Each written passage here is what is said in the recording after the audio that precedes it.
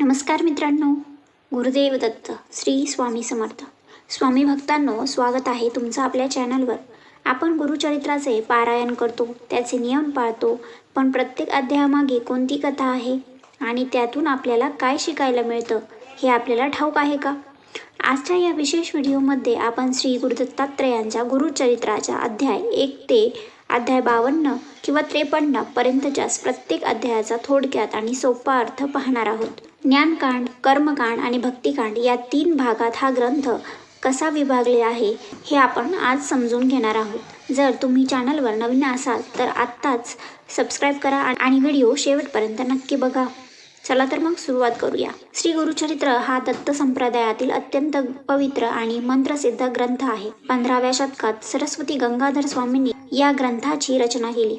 यात एकूण 53 अध्याय असून या ग्रंथात श्रीपाद श्रीवल्लभ नरसिंह सरस्वती, भगवान दत्तात्रेयांचे अवतार यांचे चरित्र आणि त्यांच्या दिव्यलीलांचे वर्णन केले आहे. हा ग्रंथ प्रामुख्याने सिद्धमुनी आणि नामधारक यांच्यातील संवादाच्या रूपात आहे. आता आपण खाली गुरुचरित्राच्या प्रत्येक अध्यायाचा थोडक्यात अर्थ आणि त्याचा भावार्थ म्हणजे कथाप्रसंग पाहणार आहोत. चला तर मग व्हिडिओला सुरुवात करूया. गुरुचरित्राचा भाग 1 हा ज्ञानकांड आहे. तो अध्याय 1 ते 24 मध्ये विभागलेला आहे. आता अध्याय 1 मध्ये काय आहे तर ग्रंथाची सुरुवात मंगलचरणाने होते. यात देवतांची स्तुती, ग्रंथ निर्मितीची पार्श्वभूमी आणि नामधारकाला सिद्धमुनींचे दर्शन झाल्याचा प्रसंग आहे. अध्याय 2 सृष्टीची उत्पत्ती, कलियुगाचे स्वरूप आणि अंबरीश राजाची कथा सांगून विष्णूच्या अवताराचे महत्त्व स्पष्ट केले आहे. अध्याय 3 मध्ये कृतयुगातील कर्दमाची कथा आणि अनुसयेच्या पतिव्रतेची परीक्षा घेण्यासाठी आलेल्या ब्रह्मा, विष्णू, महेश यांनी तिच्या पोटी जन्म घेतल्याची कथा आहे, म्हणजे दत्त अवताराची कथा आहे. अध्याय 4 मध्ये अनुसूयेने त्रिदेवांना बालक रूपात बदलल्याची कथा आणि भगवान दत्तात्रेयांचा जन्म व दत्तात्रेयांच्या अवताराचे महात्म्य आहे. अध्याय 5 मध्ये कलियुगातील पहिला अवतार श्रीपाद श्रीवल्लभ यांचा पीठापूर येथे झालेला जन्म आणि त्यांच्या बाललीला आहे. अध्याय 6 मध्ये गोकर्ण महाबळेश्वर क्षेत्राची निर्मिती आणि रावणाने आणलेल्या आत्मलिंगाची गणपतीने केलेली स्थापना याचं वर्णन केलेलं आहे. अध्याय 7 मध्ये गोकर्ण क्षेत्राचे महात्म्य आणि चांडाळ स्त्रीला मिळालेली मुक्तीची कथा सांगितलेली आहे. अध्याय 8 मध्ये एका शनी प्रदोष व्रताच्या प्रभावाने एका विधवेचा मृत पुत्र जिवंत झाल्याची कथा सांगितली आहे. अध्याय 9 मध्ये श्रीपाद श्रीवल्लभ यांनी कुरवपूर येथे केलेल्या लीला आणि एका रजकाला म्हणजे धोब्याला पुढील जन्मात राज्यपद मिळण्याचा दिलेला आशीर्वाद याचं वर्णन केलेलं आहे.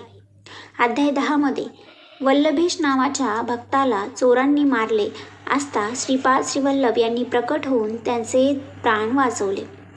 अध्याय 11 मध्ये कारंजा म्हणजे लाड येथे दत्तात्रेयांचा दुसरा अवतार म्हणजे श्री नरसिंह सरस्वती यांचा जन्म झालेला आहे आणि त्यांच्या मुखातून जन्मताच निघालेला ओंकार हा शब्द याचे वर्णन केलेले आहे. अध्याय 12 मध्ये श्री नरसिंह सरस्वतींचे मौजी बंधन म्हणजेच मुंज आणि त्यांनी मातेला पूर्वजन्मीची कथा सांगून संन्यास दीक्षा घेतली आहे याचे वर्णन आहे. अध्याय 13 मध्ये श्रीगुरूंनी बद्रिकाश्रमाची यात्रा केली आणि नंतर माता पित्यांच्या भेटीसाठी कारंजा येथे परत आगमन केले. अध्याय 14 मध्ये सायनदेव ब्राह्मणावर श्रीगुरूंची कृपा झाली. क्रूर यवन राजाच्या संकटातून सायनदेवाचे रक्षण केले गेले. अध्याय 15 मध्ये श्रीगुरूंचे तीर्थाटन झाले. त्यांनी क्रूर वाघाला दिलेली मुक्ती आणि वाईता म्हणजे सातारा येथे एका मूक ब्राह्मणाला दिलेले ज्ञान याचे वर्णन केले आहे. अध्याय 16 मध्ये सद्गुरूंचे महत्त्व आणि शिष्याची लक्षणे सांगणारी धौम्य ऋषी व त्यांचे शिष्य म्हणजे आरुणी आणि उपमन्यू यांची कथा सांगितली आहे. अध्याय 17 मध्ये एका कपटी आणि वेदांचा दंभ करणाऱ्या ब्राह्मणाला श्रीगुरूंनी दिलेला उपदेश आणि त्याचा अहंकार नष्ट करणे याचे वर्णन केले आहे.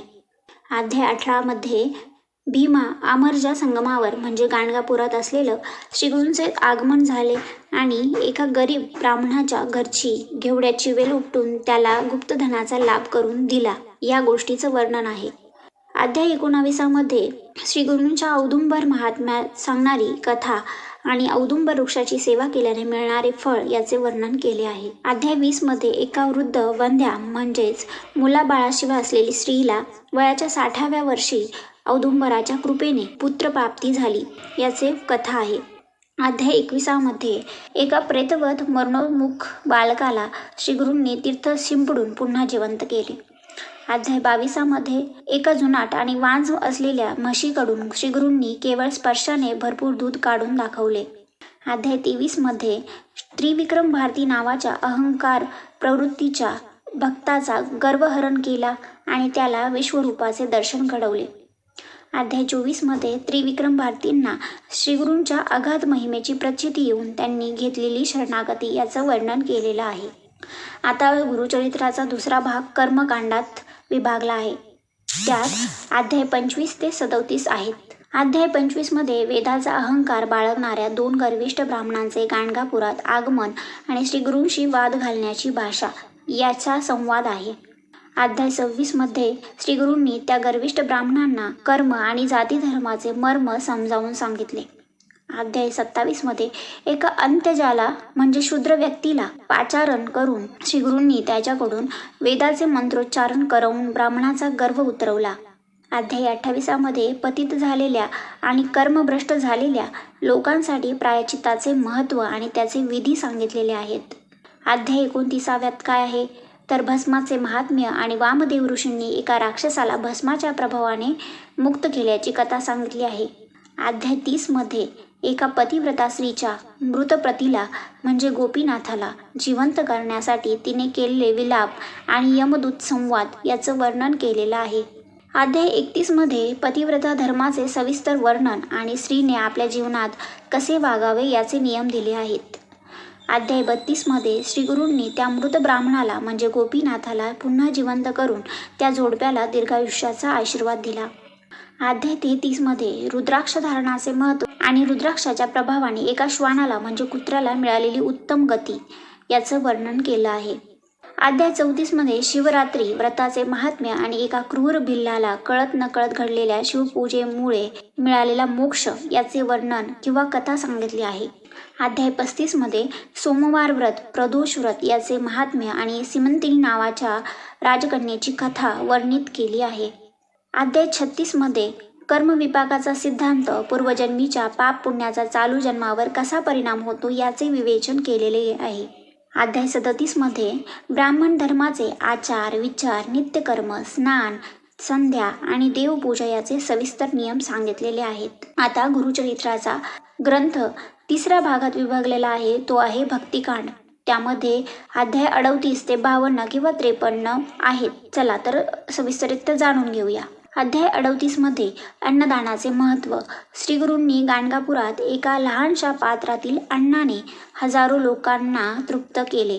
अध्याय 39 मध्ये 60 वर्षे वंध्यत्व असलेले गंगा नावाच्या स्त्रीला श्रीगुरूंच्या आशीर्वादाने कन्या व पुत्र प्राप्ती झाली. अध्याय 40 मध्ये नरहरी कवी नावाच्या कट्टर शिवभक्ताचा भ्रम दूर करून त्याला शिव आणि गुरु एकच असल्याचे पटवून दिले. अध्याय 41 मध्ये सायनदेव ब्राह्मणाची श्रीगुरूंनी घेतलेली परीक्षा आणि त्याची गुरुभक्ती पाहून प्रसन्न होण्याचा संवाद दाखवलेला आहे. अध्याय 42 मध्ये काशी यात्रेचे महत्त्व सांगून श्रीगुरूंनी आपल्या एका भक्ताला क्षणात गाणगापुरातून काशीला नेऊन आणले. अध्याय 43 मध्ये नंदी नावाच्या कुष्ठरोगी ब्राह्मणाचा भीमा नदीत स्नान केल्याने आणि श्रीगुरूंच्या कृपेने रोग नाहीसा झाला. अध्याय 44 मध्ये सिद्धमुनींनी नामधारकाला आनंदनाथाची कथा सांगून गुरुच्या दिव्य स्वरूपाची ओळख करून दिली. अध्याय 45 मध्ये केशवपुरी नावाच्या एका कुष्ठरोगी भक्ताला रोगातून मुक्त केले आणि त्याची गुरुभक्ती सार्थ ठरवली.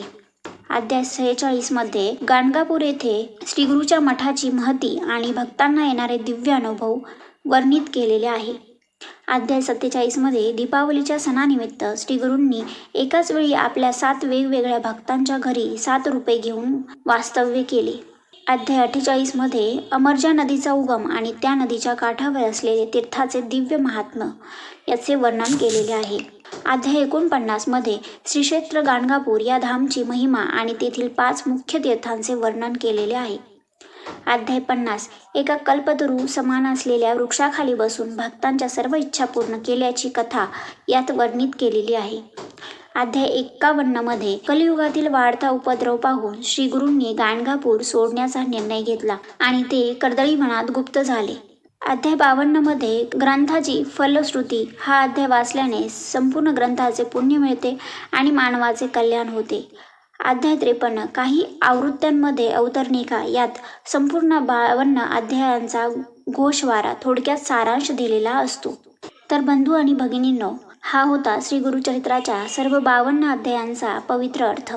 हा केवळ एक ग्रंथ नाही तर मानवी जीवनाला योग्य दिशा दाखवणारा एक दिव्य प्रकाश आहे. मला खात्री आहे आजचा हा व्हिडिओ पाहिल्यानंतर जेव्हा तुम्ही पुढच्या वेळी गुरुचरित्राचे पारायण कराल तेव्हा तुम्हाला प्रत्येक ओवीचा भावार्थ अधिक चांगल्या प्रमाणे समजेल. तुम्हाला हा व्हिडिओ आवडला असेल तर लाईक नक्की करा. कमेंट बॉक्समध्ये श्री गुरुदेव दत्त लिहायला विसरू नका. श्री गुरूंची कृपा तुमच्यावर आणि तुमच्या परिवारावर सदैव राहो हीच स्वामीचरणी प्रार्थना. भेटूया अशाच एका नवीन आणि माहितीपूर्ण व्हिडिओमध्ये. तोपर्यंत गुरुदेव दत्त. रामकृष्ण हरी.